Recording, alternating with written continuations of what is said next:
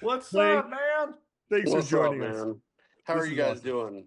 We're doing amazing, man. You We're so excited to have you. you So enjoying the welcome. show so far? Well, thank you. Absolutely. And thank you for having me on. This is fun.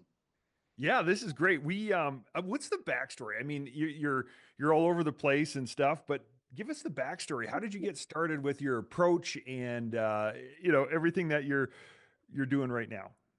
Yeah, so funny, funny story, we're all over social media and I've got billboards around town and we spend a lot of money in marketing and I can remember a time where my wife, this is I don't know, 15 years ago, where she's on Facebook and I'm looking at it. I've never had a Facebook and I'm like, that's stupid. I hated it. I was like, if you want to get to know me, shake my hand. I'm the old hot rod guy. I built hot rods, my whole life. But I quickly learned when you get into the collision repair industry, you repair cars correctly, you do the right things. You got to let people know about it. No one's going to turn that light on for you. Therefore, we had to do a quite a bit of a different approach than what we see in the collision repair industry today. So yeah, that's kind of how the whole social thing and getting out there started. I'll never forget there was a time, and I'll tell you the light bulb that really turned on was I had an insurance adjuster in my shop, and this was back when I was just getting started, and he wanted me to do something that I felt like was wrong, Hmm. and we kind of talked it out. And I remember him turning around, winking, and giving me the gun. He did this little thing. He goes, "Remember, don't tell the customer." And I remember, oh no, now I feel like I'm doing something wrong.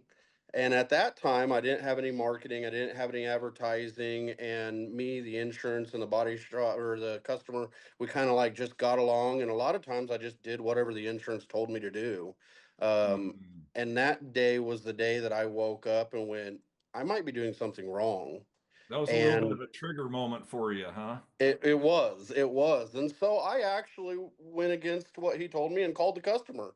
And believe it or not, nobody's going to believe this, with the reputation that I have now, but believe it or not, I actually called that customer, however many years ago it was, and tried to argue on behalf of the insurance as to why it's okay we do it the wrong way.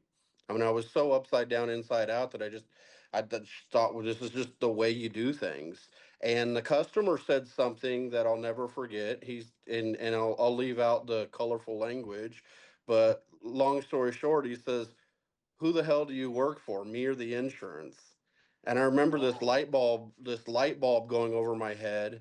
And this is before I knew anything in the collision industry. I really didn't have social media that much. I mean, I didn't really, I was just a dude running, repairing cars in a garage. And at that moment, I remember going, I've got to make a decision on this deal. I thought that we all could just get along, and that's the road that started down. Well, if you're going to make a decision to do this, Mhm. then you're going to have to market, and you're going to have to communicate, and you're going to have to educate your consumers, um, because they're not going to get that education without you. Talk to me about that journey for a minute, Clay, because that you made the tough decision. You had the light bulb moment. Obviously, your world changed. You probably went through some tough times getting through this, but you came through it, right? This is your new approach. Talk to me a little bit about that journey, and also talk to me about if that's a strategic advantage for you now in your marketplace, because I'm guessing a lot of your competitors are still doing it the other way. Yeah. So I'm a really simple person. And I really like if you ask any of my staff, any of the managers, like if we're gonna do something, it better be really simple. I don't want it overcomplicated. For me, I took that approach of building the business. After that phone conversation with the customer, I did what the majority of body shops do, and I went out and bought the OEM parts instead of the aftermarket parts, and I paid for them out of my own pocket, and then I went. Well, I can do pretty simple math. This is not going to be a good business plan. I can't keep the doors going.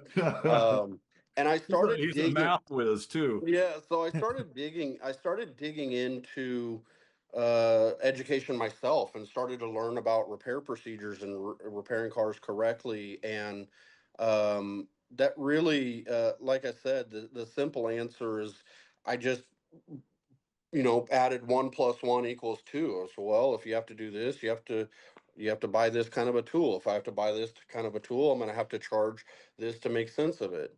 Or I will tell you that early on, whenever I very first opened our social media, I got pretty vocal, and I really thought that just going out there and being loud was going to be Oh, the I know you answer. did. I heard you Yeah, loud and clear, yeah. Clay.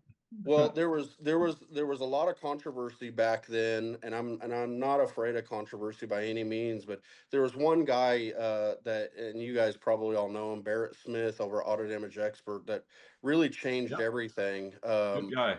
Yeah, he called me and emailed me several times, and I ignored him. And then finally, he called me, and when I answered, he goes, "Why are you ignoring my emails?" And he said, "You're an idiot with a great heart, and if you got educated."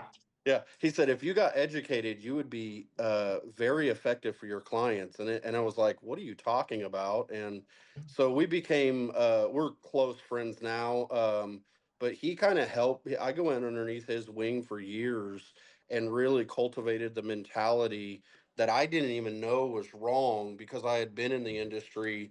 And you just kind of get used to things that are, I mean, what we think is normal is so abnormal to our consumers. And it took somebody like Mm. Barrett to actually readjust my mentality just to be a consumer advocate again. And like I said, it's really, really simple stuff. If Toyota says to pull the airbags out of a car, they didn't ask your opinion. And so now you just got to make a decision whether you can keep the doors open by not charging for that, or if you are going to charge for that and the insurance isn't going to like it, and they're going to try to get people to go out of your shop, well, then you better learn how to market. Yeah, Well said. you know, people love you because you're authentic. Yeah. Not everybody loves me, trust me. Oh, yeah. Help me understand something. I'm gonna go off script here a little bit. I'm gonna go out in the weeds. You're Yeah. into Wagyu beef now? Is this real? Yeah. Yeah. So, I mean, you yeah. fix cars to OEM standards, but you're a butcher on the other side. Like, what's happening Yeah. Well, here? Like, he's a butcher. Yeah, Yeah. but No, only I'm but just, only of the best beef. He won't settle for that aftermarket beef. you're a that's it. hundred percent right. No, I started another couple ventures that the collision repair industry was able to open the door to. We have the body shop has become passive for me. I'm kind of, I check in every once in a while, do some training and coaching and stuff, but I'm an entrepreneur at heart, and always have something burning to start something new. So the steak business was it. I to be honest, I can't really afford the steak, so I figured I had to start the business to be able to eat them. So That's amazing. What an amazing story, Clay. And so, what's next for you? Where do you see this all going? yeah, so right now we're looking pretty aggressively into the post repair inspection business. I haven't. I think that there's a need for education for consumers, and it seems like the most effective education is the education that has teeth. And I think that post repair inspections can do that. I'm also getting into the mechanic side. We're opening up a mechanic shop.